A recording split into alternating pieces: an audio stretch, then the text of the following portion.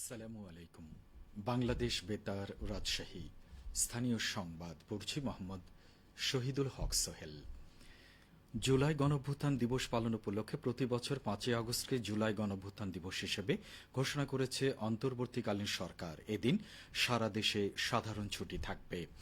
গতকাল মন্ত্রিপরিষদ বিভাগের অতিরিক্ত সচিব মোহাম্মদ খালেদ হাসানের স্বাক্ষরিত জারিকৃত এক প্রজ্ঞাপনে এ তথ্য জানানো হয়। প্রজ্ঞাপনে বলা হয়েছে, সরকার প্রতি বছর 5ই আগস্ট জুলাই গণঅভ্যুত্থান দিবস হিসেবে ঘোষণা করেছে এবং জুলাই গণঅভ্যুত্থান দিবস হিসেবে পালনের নিমিত্তে জাতীয় ও আন্তর্জাতিক দিবস পালন সংক্রান্ত মন্ত্রিপরিষদ বিভাগের 21শে অক্টোবর 2024 তারিখের পরিপত্রের ক শ্রেণীভুক্ত দিবস হিসেবে অন্তর্ভুক্ত করার সিদ্ধান্ত গ্রহণ করেছে।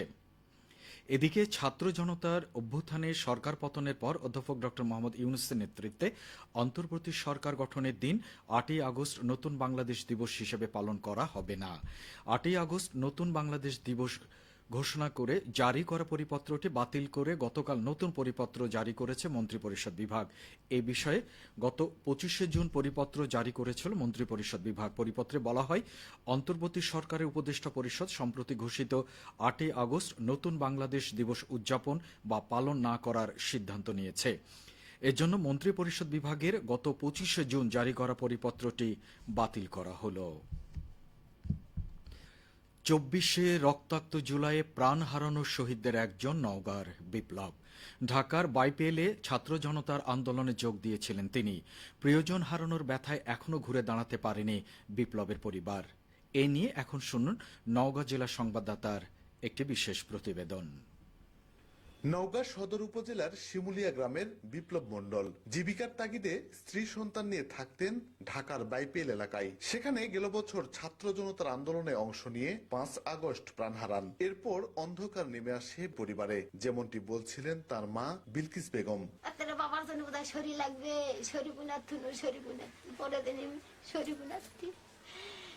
বাবার কাজেই শরীর লাগিছে, দুটা শরীর আছে, আমাদের সাহায্য কেউ নেই এখন। এই বড় বাবা যাওয়াতে আমার সবকিছু। আন্দোলনের শুরু থেকেই শিক্ষার্থীদের সাথে রাজপথে ছিলেন বিপ্লব। তার মৃত্যুতে পরিবারের সব স্বপ্ন ভেঙে গেছে বলছিলেন স্ত্রী আরিফা খাতুন। অনেক স্বপ্ন ছিল যে মেয়ে ভালো লেখাপড়া দিব, চাকরি করবে মেয়ে, কিন্তু সে আশাটা হলো না। অনেক কয়দিন আন্দোলনে গেছে, কিন্তু আমাকে বলেনি গো। 5 আগস্ট সেটা খাওয়া দাওয়া করছি, করার পরে কই আমি দোকানে যাবো না, আমি এখানে বাসাতে থাকবো, মেয়ের স্কুল বন্ধ। আমি কিছু থাকো, আমার অফিস আছে, আমি চলে যাই। বাইপেলে এই ঘটনা হয় 12:30টার দিকে। কিন্তু আমি লাঞ্চের 1টা বাজে যখন খাবার আসবো বাসায়, তখন এই খবরটা আমি পাইছি। অনেক খোঁজাখুঁজির পরে 6 তারিখ আমরা লাশ পাই। বিপ্লবের পরিবারকে সরকারি সহযোগিতা দেয়া হচ্ছে বললেন নওগাঁর জেলা প্রশাসক মোহাম্মদ আব্দুল আওয়াল। জুলাই যারা শহীদ হয়েছে সেই শহীদ পরিবারদের সরকার সঞ্চয়পত্র দিয়েছে। আমরা তাৎক্ষণিকভাবে পরিবারের বিভিন্ন অসচ্ছল অবস্থা তাদেরকে আমরা সাহায্য সহযোগিতা করেছি এবং এই জুলাই মাস ব্যাপী তাদের আত্মার মাগফিরাত কামনা করার জন্য আমাদের সকল মসজিদ মন্দির গির্জায় আমরা সরকারিভাবে পত্র দিয়েছি। 24-এর গণ আন্দোলনে গুলি চালিয়ে হত্যার ঘটনায় দ্রুত বিচার নিশ্চিত করার দাবি জানিয়েছেন বিপ্লবের পরিবার ও স্বজনরা। শফিক ছোটন, নওগাঁ জেলা সংবাদদাতা, বাংলাদেশ বেতার, রাজশাহী।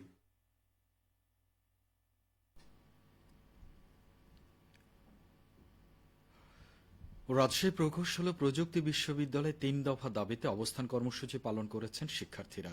প্রকৌশলী অধিকার আন্দোলনের ব্যানারে আজ বেলা 11:30 থেকে শুরু করে 1টা পর্যন্ত নগরীর তালাইমারি মোড়ে অবস্থান নিয়ে বিক্ষোভ করেন তারা।